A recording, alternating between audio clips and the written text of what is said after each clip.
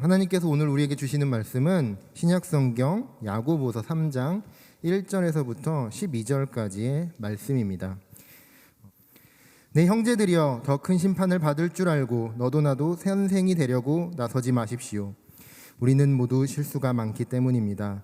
만일 누가 말에 실수가 없다면 그는 자기의 온몸도 제어할 수 있는 완벽한 사람입니다. 우리는 말들을 길들이려고 그 입에 재갈을 물려서 말들을 다 끌고 갑니다. 보십시오. 그렇게 큰 배들이 거센 바람에 밀려가지만 항해 사는 작은 키 하나로 방향을 잡아갑니다. 이와 같이 혀도 작은 지체이지만 큰 것을 자랑합니다. 보십시오. 작은 불씨가 얼마나 많은 나무를 태웁니까? 혀는 불입니다. 혀는 우리 지체 안에 있는 불의의 세계이며 온몸을 더럽히며 인생의 바퀴를 불사르며 지옥 불에 의해 불살라집니다. 모든 종류의 짐승이나 새나 벌레나 바다 생물은 길들여질 수 있어 사람에게 길들여져 왔습니다. 그러나 혀는 아무도 길들일 수 없습니다. 혀는 지칠 줄 모르는 악이요 죽이는 독이 가득한 것입니다. 우리는 혀로 주와 아버지를 찬양하기도 하고 또 그것으로 하나님의 형상을 따라 지음받은 사람을 저주하기도 합니다. 찬양과 저주가 한 입에서 나오니 내 형제들이여, 그래서는 안 됩니다. 샘이 어떻게 한 구멍에서 단물과 짠물을 낼 수 있습니까? 함께 읽겠습니다. 내 형제들이여, 무화과 나무가 올리브 열매를 맺거나 포도나무가 무화과 열매를 맺을 수 있습니까? 이처럼 짠물 내는 샘이 단물을 낼 수 없습니다.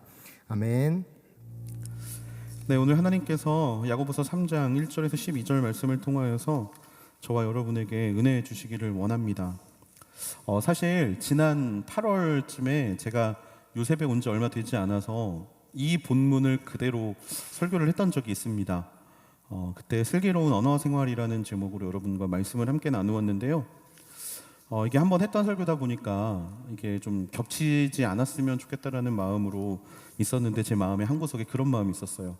그래도 뭐 똑같은 본문인데 조금 갖다 써도 되나 막 이런 마음이 좀 있었는데 저희 예배 MC님께서 저한테 한마디를 하셨습니다. 똑같이 하실 거 아니죠? 라고. 그게 하나님 말씀처럼 들렸습니다. 그래서 그때 말씀은 조금 이제 주제 설교처럼 여러분과 같이 나눴지만 오늘 말씀은 정말 성경 본문, 이 성경 본문이 우리에게 무엇을 말하는가? 단순히 말을 조심해라. 단순히 말은 정말 다 사람들을 죽이기도 하고 살리기도 하기 때문에 우리는 우리 입에서 나오는 모든 말을 조심하라라는 그런 우리가 알고 있는 일반적인 격언들처럼 오늘 본문을 받아들이는 게 아니라 도대체 야고보는 왜 이 말이라는 것을 우리에게 강조하는가, 그리고 그것에 담겨져 있는 하나님의 뜻은 무엇인가, 이것을 중점적으로 우리가 오늘 함께 볼 수 있게 되기를 소망합니다. 심리학 용어 중에 프로이트의 말실수라는 말이 있습니다. 프로이트의 말실수. 이것이 무슨 뜻이냐면 억눌린 무의식이 입 밖으로 나도 모르게 표출되어서 난감한 일을 당하는 것을 의미합니다. 무의식적으로 나도 모르게 튀어나온 말 때문에 곤란해진 상황을 이야기하는 건데요. 지금은 미국의 대통령이지만 2013년 이 조 바이든 부통령이 오바마 2기가 출범하는 시기에 이런 이야기를 했습니다. 미국의 대통령이어서 정말 자랑스럽다고, 그러니까 자기가 부통령인데 대통령이어서 너무 자랑스럽다라고 이야기를 했어요. 물론 굉장히 당황하면서 정정한다고, 내가 대통령이 아니라고 이렇게 정정을 했던 사건이 있었습니다. 국내에서는 굉장히 유명한 모 정치인이 봉사활동 중에 아프리카계 유학생에게 이렇게 이야기를 했었어요. 연탄색이 얼굴색이랑 똑같네 라고. 이래서 굉장히 시끄러웠던 적이 있습니다. 평소에 가지고 있는 생각이 무의식적으로 나타나는 이런 말실수, 말이라는 것이 얼마나 제어하기 힘든 것인가. 단순히 생각하고 말하며 살아가는 세상에도 우리는 이 말 하나를 제어하기가 얼마나 힘든 것인지를 보여주는 단편적인 이야기입니다. 2절 말씀엔 이렇게 이야기합니다. 우리는 모두 실수가 많기 때문입니다. 만일 누가 말에 실수가 없다면 그는 자기의 온몸도 제어할 수 있는 완벽한 사람입니다. 이렇게 무의식적으로 하는 말도 내 입에서 나오는 말이기 때문에 나의 실수입니다. 야고보는 이것을 말에 실수가 없는 사람은 온몸을 제어할 수 있는 완벽한 사람이라고 표현합니다. 만일 그 이야기는 뭐냐면 그런 사람은 없다라는 거죠. 아무도 말을 컨트롤할 수 없다라는 겁니다. 아무도 말에 실수가 없는 사람은 없다라는 거죠. 그리고 8절 말씀에 보면 혀는 아무도 길들일 수 없다라고 야고보는 정의합니다.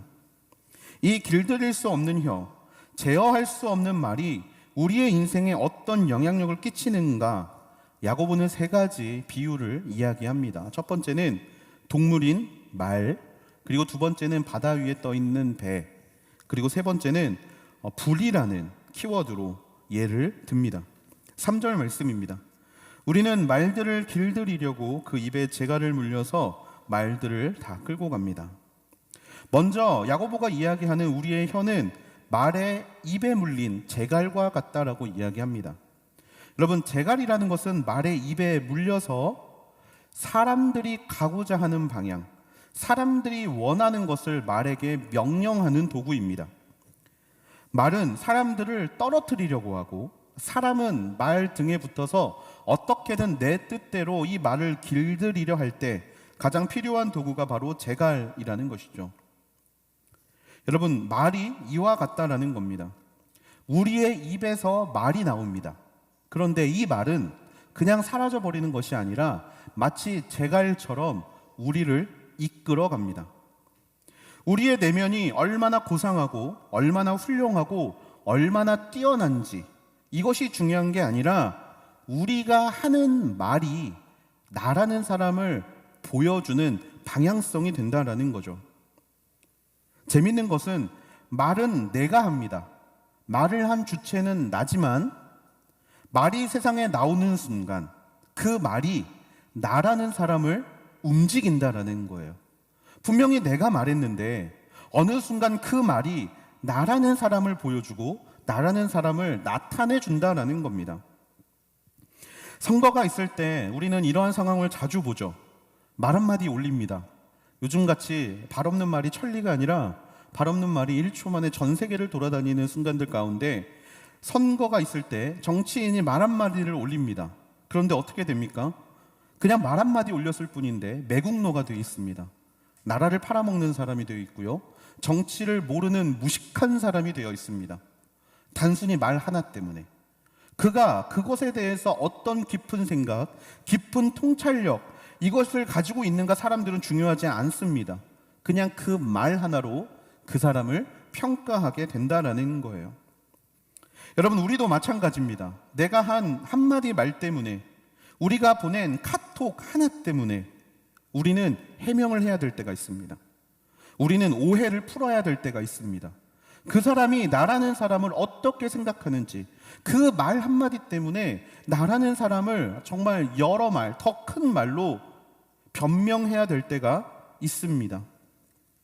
그런 기회라도 가지면 다행인데 그냥 말 한마디 때문에 상처받고, 말 한마디 때문에, 내가 한 말 한마디 때문에 나는 이상한 사람, 심지어는 쓰레기가 되어 있는 순간들도 우리는 너무나 많이 경험하고 살아가고 있습니다. 4절 말씀입니다. 보십시오. 그렇게 큰 배들이 거센 바람에 밀려가지만 항해사는 작은 키 하나로 방향을 잡아갑니다. 아멘. 두 번째 예시가 나오는데요. 큰 배들입니다. 그런데 이 큰 배들이 거센 바람에 밀려가는 상황입니다. 거센 바람에 밀려가는 상황은 나의 뜻대로, 내 의지대로 벌쳐진 상황이 아닙니다. 내가 의도하지 않았지만 어려운 상황에 처한 것을 의미하죠. 한마디로 상황을 바꿀 수 없는 순간, 내가 어려움을 처하는 순간 가운데 있다 할지라도 항해사는 작은 키 하나로 말로써 그 어려움을 이겨나갈 수 있다라는 겁니다.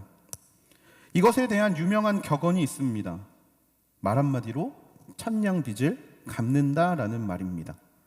어려운 순간 가운데, 빚쟁이라는 어려운 순간 가운데 있지만 말 한마디를 통하여서, 작은 말 한마디로 방향을 잡아가는 것을 보여주죠. 성경에도 이런 이야기가 나옵니다. 이스라엘이 출애굽 이후에 40년 동안의 광야 생활을 합니다. 전쟁을 하고 반역이 일어나고 그 다음에 우상 숭배가 일어나고 이런 어려움들을 경험하게 되죠. 그들은 그렇게 어려움 속에서 적과 꿀이 흐르는 가나안 땅을 목전에 두고 정찰꾼을 보냅니다. 그런데 정찰꾼을 보냈는데 두 부류로 갈라지죠. 한쪽은 절망과 두려움이 가득한 이야기를 합니다.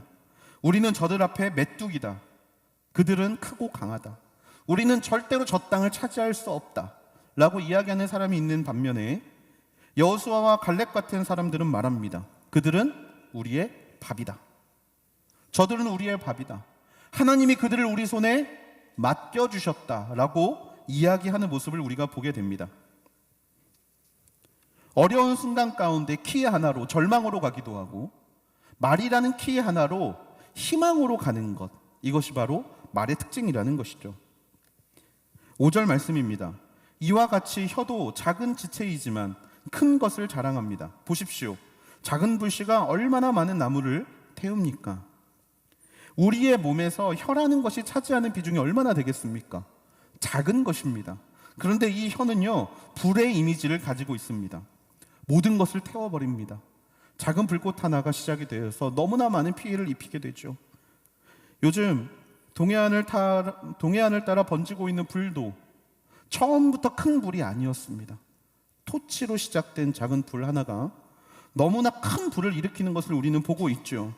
마찬가지입니다. 우리 입에서 나오는 말은요, 작지만 숲을 태울 만큼 강력한 것으로 나타난다라는 겁니다. 우리 말 한마디 때문에 깨진 관계들이 있습니다. 우리 말 한마디 때문에 서로 상처받고 서로 보지 않는 관계들이 있습니다. 오랜 시간 동안 친구로 살아왔는데 단순히 말 한마디 때문에 관계가 무너지고 가족이 깨지고 부부가 등을 돌리는 일들이 우리 인생에서 너무나 많이 벌어지고 있다라는 것을 우리는 잘 알고 있습니다. 야고보가 이 말이라는 것에 비유를 왜 동물인 말과 그리고 배와 불의 이미지를 사용했을까요? 이것이 바로 야고보서가 오늘 우리에게 하고 싶은 내용입니다. 당시 헬란 시대의 주류 학파는 스토아 학파라는 학파였습니다. 간단하게 말씀을 드리면 다 배우셨지만 20년 이상 지났으니까 간단하게 말씀을 드리면 이 스토아 학파는요, 인간의 이성으로 감각이나 욕망을 다스릴 수 있다라고 주장하는 학파입니다. 그래서 금욕주의가 나오게 됐죠. 훈련하면 우리는 우리의 몸의 모든 것을 통제할 수 있다. 이성으로 이 모든 것이 가능하다라고 이야기합니다. 그래서 이성이라는 것을, 이성의 훈련이라는 것을 나타내는 예화로 가장 많이 쓰는 게 뭐냐면 말과 그리고 배와 그리고 불이었습니다. 스토아파에서 이성으로 조절할 수 있다, 이성으로 다스릴 수 있는 것들을, 그 예화들을 야고보는 가지고 와서 오늘 우리에게 말해주고 있는 거예요. 이성이 말의 고삐가 되는 것이 아니라 말이 말의 고삐가 된다. 이성이 배의 키가 되는 게 아니라 말이야말로 배의 키가 되고, 이성이야말로 모든 것을 태워버리는 것이 아니라 말이야말로 우리의 모든 것을 태워버리는 것이 된다라는 것입니다. 인간의 삶을 좌지우지할 수 있는 것은 이성이 아니라 바로 말이라고 이야기하고 있는 거죠. 그리고 말에 대한 야고보의 생각은 굉장히 부정적입니다. 한마디로 우리의 인생은 말이 좌지우지하는데 이 말은 통제되지 않는다. 우리가 다스릴 수 있는 것이 아니다라는 거예요. 왜 이렇게 말에 대해서 부정적일까요? 왜 야고보는 이성이 아니라 말이 우리 인생을 통제하는 거라고 이야기를 할까요? 바로 이 안에 야고보가 우리에게 전하고자 하는 복음이 담겨져 있는 겁니다. 여러분, 우리는 우리의 인생을 우리가 좌지우지할 수 있을 거라고 생각합니다.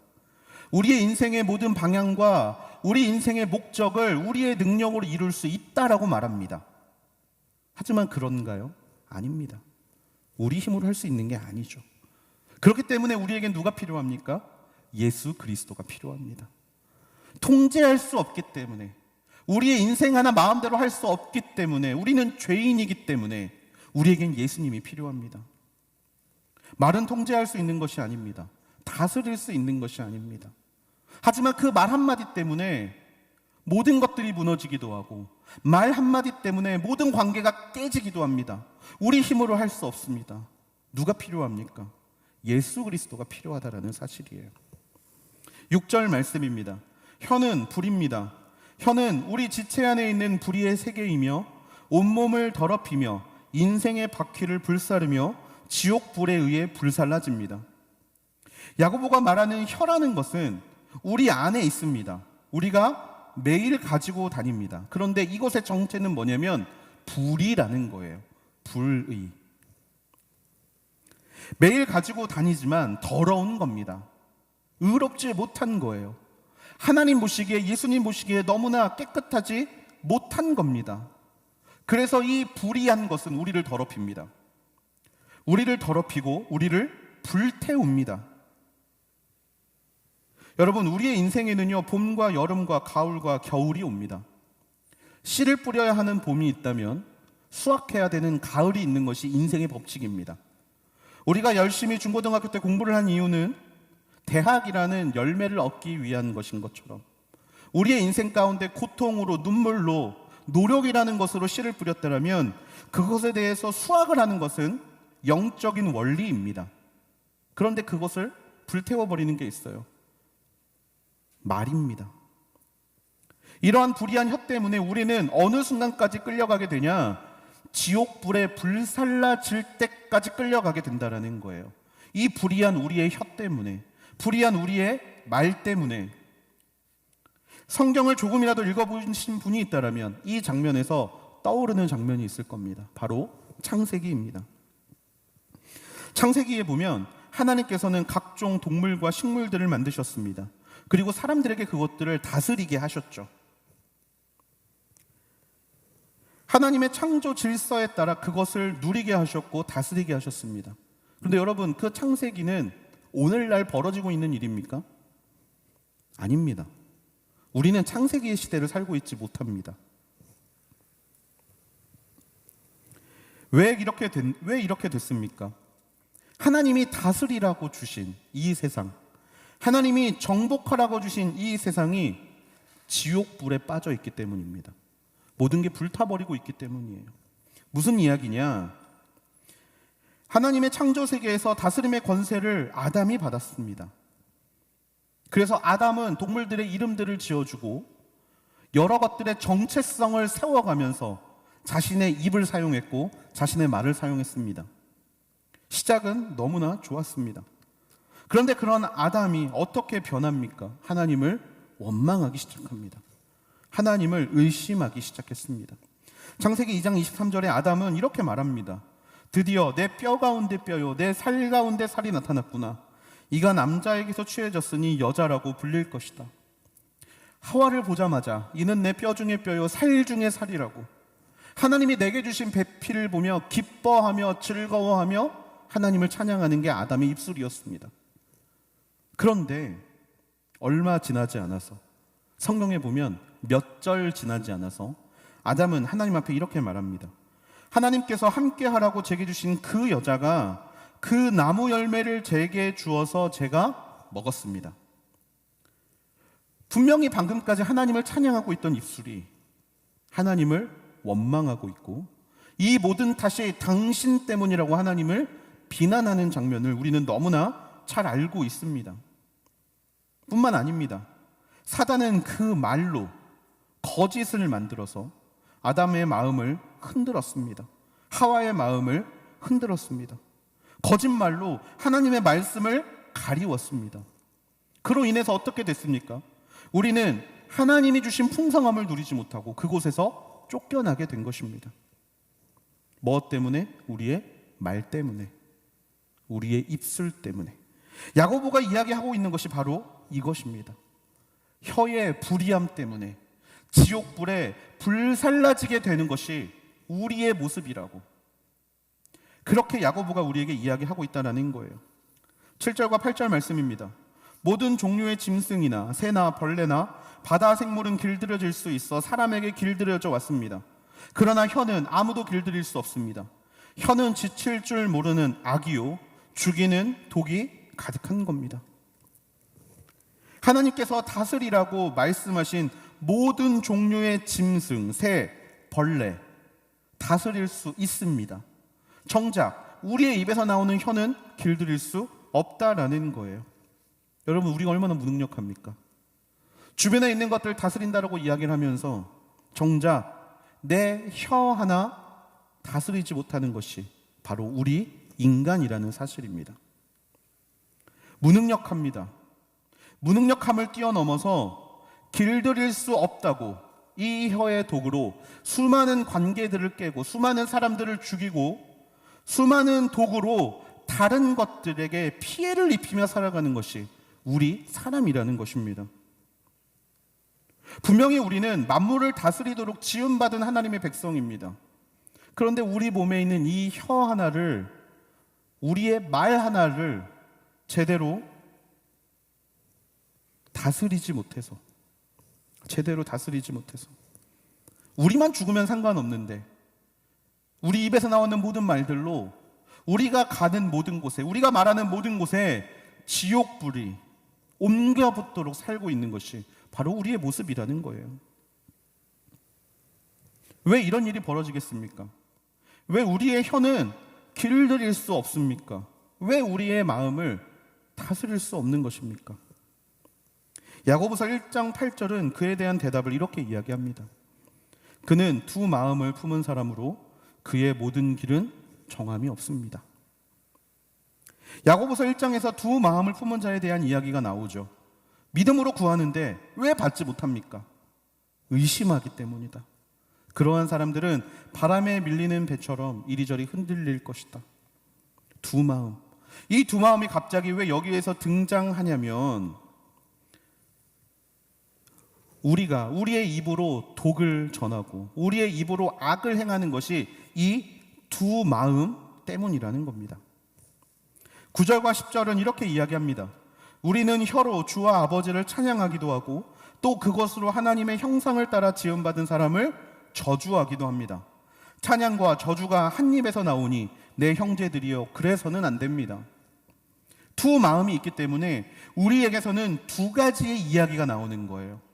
하나님을 찬양하는 이야기가 나오기도 하고 또 다른 사람을 저주하는 이야기가 우리의 입에서 나옵니다.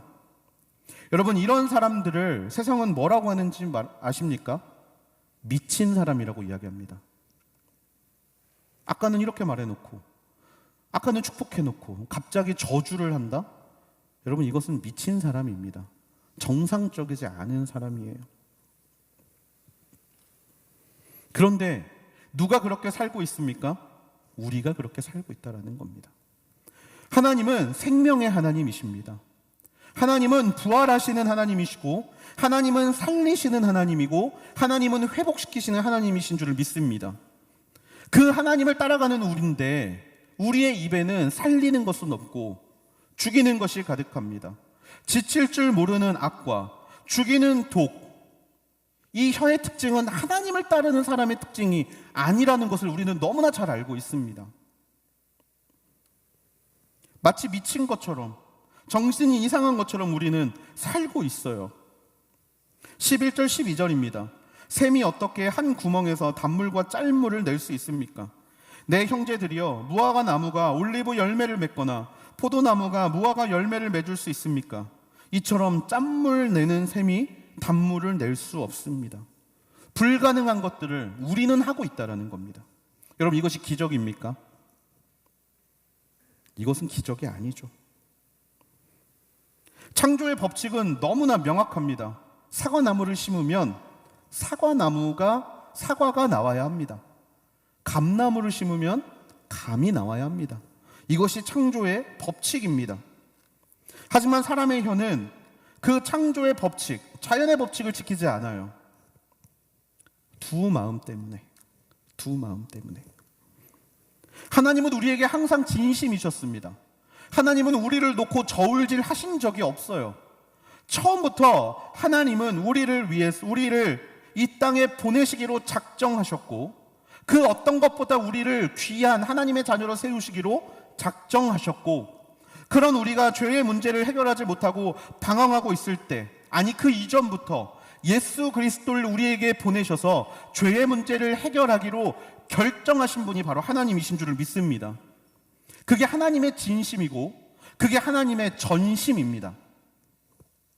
하나님은 두 마음이 가져보신 적이 없어요. 한 마음이셨습니다. 그런데 그거를 받은 우리는 어떻습니까? 하나님은 진심이었는데 우리는 100% 진심이 아닌 겁니다. 그래서 우리는 하나님을 찬양합니다. 기도할 때 누구보다 멋지게 기도합니다. 누구보다 넉넉한 마음으로 모두를 품어주기를 원하고, 전쟁을 위해서 기도하고, 전쟁 때문에 고통당하는 자들을 위하여 눈물을 흘리며 기도합니다. 그런데 뒤돌아서면 다른 사람을 뒷담화하고 비난하고 정죄하기도 합니다. 사람들은 말할 겁니다. 앞과 뒤가, 겉과 속이 다르다고요. 그런데 여러분, 이거는요, 우리의 마음에 하나님을 향한 사랑이 없어서 그러는 게 절대로 아닙니다.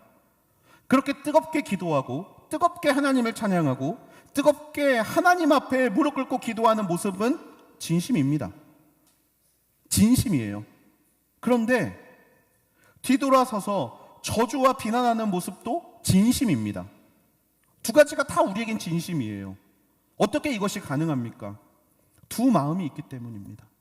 두 마음이. 우리 안에 있는 두 마음 때문에. 뿌리가 두 마음에 다 뿌리를 내리고 있다 보니까 어느 곳에서 무엇을 빨아들이느냐에 따라서 축복이 나오기도 하고 저주가 나오기도 한다라는 거예요. 그렇게 두 마음이 우리 안에 존재하기 때문에 우리는 정상적이지 않은 그런 삶을, 정상적이지 않는 모습을 살아가고 있다는 겁니다. 그렇다면 우리는 어떻게 하나님의 창조 법칙대로 창세기에 하나님과 함께 즐겁게 누리던 시대로 돌아가기 위해서 우리는 도대체 어떻게 해야 되겠습니까? 야고보서 1장 18절은 이렇게 이야기합니다. 그분은 우리를 창조하신 것 가운데 첫 열매가 되게 하시려고 그분의 뜻에 따라 진리의 말씀으로 우리를 낳으셨습니다. 우리가 해야 될 것은 다른 게 아닙니다. 아마 여러분들 다 알고 계실 겁니다.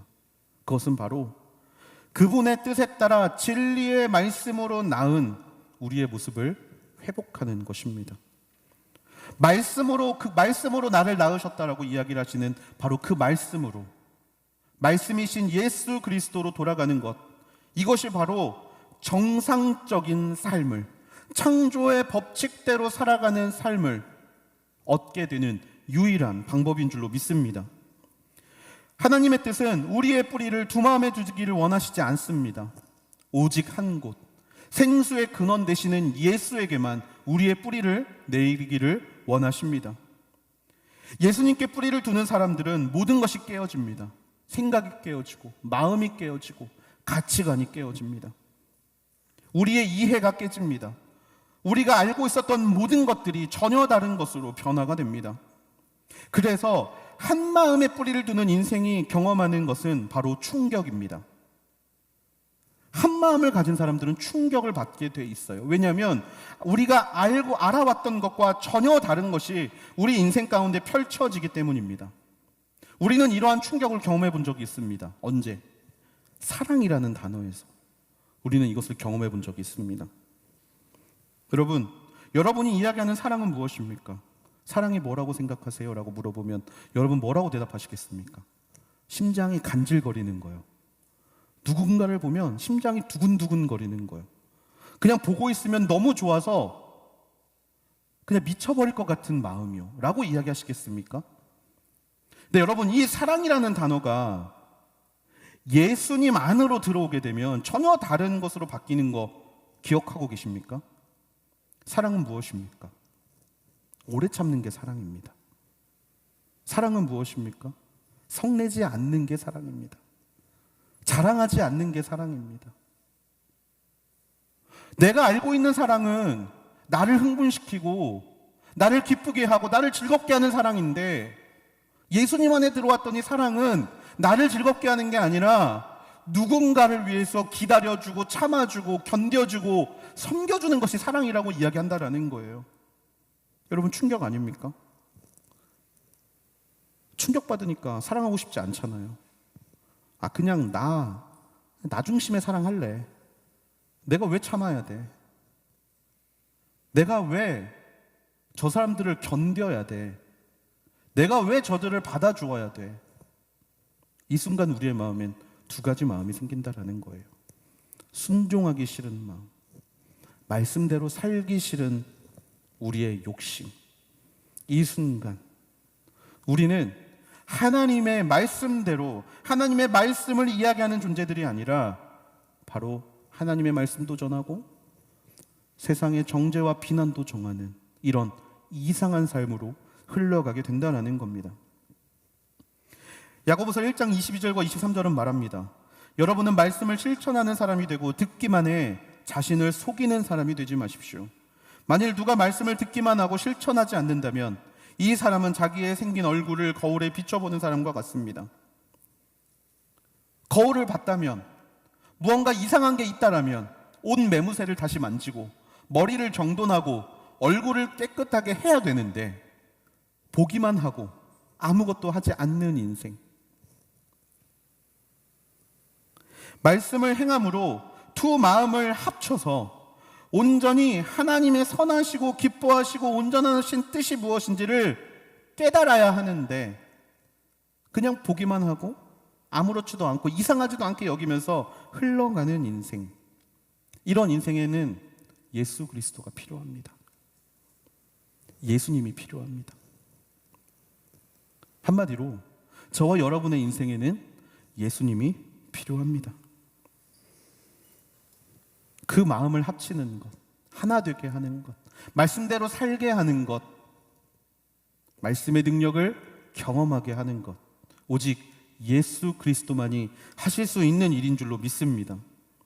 우리의 마음의 주인이 누가 되어야 됩니까? 예수님이 되어야 합니다. 예수님이 내 마음의 주인이 되시면 나는 그분을 따라가는 종이 되고 나는 그분을 따라가는 제자가 되고 나는 예수님의 자녀가 되는 줄을 믿습니다. 그러다 보면 우리 마음에는 곁길로 셀 수가 없어요. 한 길로만 갈 수밖에 없습니다. 왜? 주인이 그 길을 걸으라고 하시기에, 스승이 그렇게 살라고 하시기에, 우리의 부모 되신 예수가 그렇게 살라고 이야기하기 때문에, 그 사실을 우리가 진짜 믿는다면 우리 안에 있는 두 마음의 문제는 사라질 수 있게 됩니다. 혹시 말씀을 시작할 때 여러분 거창한 방법론을 기대하셨습니까? 그런 건 없습니다. 하나님 이외에 다른 복음은 없습니다. 하나님 이외에 다른 방법은 없습니다. 거창하고 효율이 좋고 누구나 할 수 있는 방법은 없습니다. 하지만 위대한 방법은 있습니다. 오직 위대하신 예수 그리스도를 붙잡으면, 오직 위대하고 놀라운 예수 그리스도가 나의 마음의 주인이 되시면 이 모든 문제를 해결할 수 있게 될 줄로 믿습니다. 여러분, 예수가 나를 이끌게 하는 그런 인생을 살게 되기를 주님의 이름으로 축복합니다. 나의 생각이 나를 이끄는 인생이 아니라, 나의 말이 나를 이끄는 인생이 아니라 오직 예수 그리스도가 우리를 이끌어가는 인생. 내가 한 말이 나의 재갈이 되어서 나를 이리저리 흔드는 것이 아니라 예수님이 나를 흔드시고 예수님이 나를 끌어가시며 예수님이 언제나 우리의 방향성 되시는 인생, 여러분 그런 인생으로 살아갈 수 있게 되기를 주님의 이름으로 축복합니다. 말의 문제는 결국 우리의 마음의 문제입니다. 우리의 마음이 두 마음인가? 아니면 한 마음인가? 우리의 마음에 오직 유일하시고 나에게 전심을 다하시는 예수 그리스도로 나를 채울 때 말은, 혀는 제어될 수 있습니다. 오직 그분으로 인해 우리의 말과 우리의 혀가 제어되는 것을 우리는 경험할 수 있게 될 줄로 믿습니다. 말씀을 마무리하려고 합니다. 우리 마음이 오직 하나의 마음이 되기를 주님의 이름으로 축복합니다.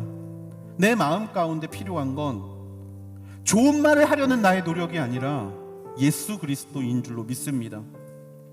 내 마음이 생수의 근원 되신 예수 그리스도, 오직 그분께만 뿌리를 내리면 우리는 시절을 쫓아 과실을 맺는 그 나무처럼 예수님이라는 강가에서 하나님의 아름다운 열매를 맺게 될 줄로 믿습니다. 우리가 교회에서는 하나님을 찬양하고 다른 곳에서 하나님을, 다른 사람들을 저주하며 살아간다라면 여러분 어떻습니까? 우리의 그런 모습은 하나님을 교회라는 공간 안에 가두어 두고 세상을 살아갈 때는 내 마음대로 살아가고 내가 원하는 대로 살아가는 모습과 다를 게 없습니다. 그런 우리의 모습은 결국에 하나님 나라에 소금과 빛이 아니라 걸림돌이 될 수밖에 없습니다. 교회는 세상의 소금과 빛입니다. 그리고 교회는 열매를 맺어야 하는 곳입니다. 수많은 사람들이 저와 여러분의 말을 바라보면서 예수님은 이런 분이야, 예수님이 나에게 이렇게 하셨어, 예수님이 나를 이렇게 살려주셨어 라는 말을 하지 않아도 우리가 전하는 말 한마디에 예수님은 당신 스스로를 세상 가운데 보여주실 줄로 믿습니다. 우리의 말 한마디로 예수님은 생수의 근원 되신 당신을 세상 가운데 보여주실 줄로 믿습니다. 여러분 기억하십시오. 우리의 입에서 흘러나와야 하는 말은 저주가 아니라 축복이어야 합니다. 비난이 아니라 사랑이어야 하고 욕이 아니라 감사와 찬양이어야 합니다. 예수님이 이 땅에 복된 소식을 가지고 오신 것처럼 우리의 입에서도 복된 것들이 흘러가야 합니다. 독은, 악은 사람을 죽이지만 복음은 사람을 살릴 수 있습니다. 우리의 입에서 나오는 것은 좌절과 실패가 아니라 하나님을 향한 우리의 올려드림, 놀라운 찬양이 되어야 할 줄로 믿습니다. 여러분, 여러분의 입술 가운데 그리고 저의 입술 가운데 감사와 찬양이 끊이지 않게 되기를 주님의 이름으로 축복합니다. 다른 것이 아니라 오직 감사와 찬양으로 인하여, 오직 주로 인하여 우리가 얼마나 즐겁고 우리가 얼마나 하나님을 따라가는 믿음의 자녀들인지를 세상에 보여줄 수 있는 우리 모두가 되기를 소망합니다. 나의 입술의 모든 말과 나의 마음의 묵상이 하나님께 온전히 연락되기를 주님의 이름으로 축복합니다.